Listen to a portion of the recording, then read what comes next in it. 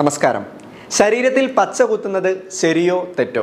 സാധാരണഗതിയിൽ ഒരാളുടെ ജോലിയുടെ സ്വഭാവം അനുസരിച്ച് ശരീരത്തിൽ പച്ച കുത്തുന്നത് അഥവാ ടാറ്റു അടിക്കുന്നത് നിയന്ത്രിച്ചിട്ടുണ്ട്. അതവർ ജോലി ചെയ്യുന്ന സ്ഥാപനമായോ അല്ലെങ്കിൽ ജോലി മേഖലയിലെ പ്രത്യേക നിയമപ്രകാരമോ ഉള്ളതാണ്. എന്നാൽ ഇവയ്ക്ക് പുറമെ ഒരു മനുഷ്യൻ അവൻ്റെ മതപരമായ കാഴ്ചപ്പാടനുസരിച്ചും ടാറ്റു ശരീരത്തിൽ കുത്തുന്നത് ഒഴിവാക്കാറുണ്ട്. ഉദാഹരണമായി പറഞ്ഞാൽ ക്രിസ്ത്യാനിറ്റിയിൽ ടാറ്റു കുത്തുന്നത് അനുവദിക്കുന്നില്ല.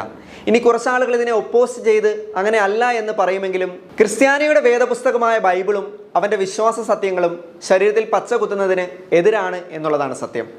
എന്തൊക്കെയാണെങ്കിലും ഓരോ ജോലി മേഖലയ്ക്കനുസരിച്ച് ഇത് സംബന്ധിച്ച നിയമങ്ങൾ വ്യത്യാസപ്പെട്ടിരിക്കുന്നു. വത്തിക്കാനിലെ സെയിൻറ്റ് പീറ്റേഴ്സ് ഫാബ്രിക്കിലെ ജീവനക്കാർ മാന്യവും അനുയോജ്യവുമായ വസ്ത്രം ധരിക്കണമെന്നും ദൃശ്യമായ ടാറ്റൂകളും മറ്റും ശരീരത്തിൽ പാടില്ല എന്നും നിർദ്ദേശം മുന്നോട്ട് വച്ചിരിക്കുകയാണ് ഫ്രാൻസിസ് പാപ്പ.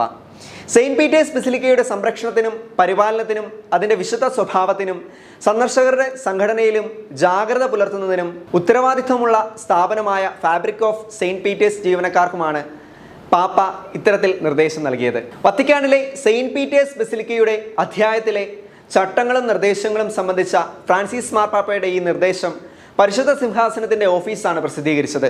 വത്തിക്കാൻ ബസിലിക്കയുടെ പ്രവേശനം, നിരീക്ഷണം, ശുചീകരണം, അറ്റകുറ്റപ്പണികൾ എന്നിവയുടെ ചുമതലയുള്ള സാംബ്രിട്ടിനി എന്ന് വിളിക്കപ്പെടുന്നവർ ഉൾപ്പെടെ എല്ലാ ജീവനക്കാരും ഇതനുസരിക്കണമെന്നും ത്വക്കിൽ ദൃശ്യമാകുന്ന ടാറ്റൂകളും മറ്റും വിലക്കുന്നതായും ജീവനക്കാർ ചെയ്യാൻ പോകുന്ന പ്രവർത്തനത്തിന് അനുയോജ്യമായ വസ്ത്രം ധരിക്കണമെന്നും രേഖയിൽ പറയുന്നു.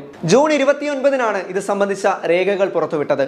പുതിയ നിർദ്ദേശങ്ങൾ കാലാനുസൃതമായ മാറ്റങ്ങൾക്കൊപ്പം കത്തോലിക്ക സഭയുടെ മൂല്യാധിഷ്ഠിതമായ അടിത്തറയും വെളിവാക്കുന്നതാണ്.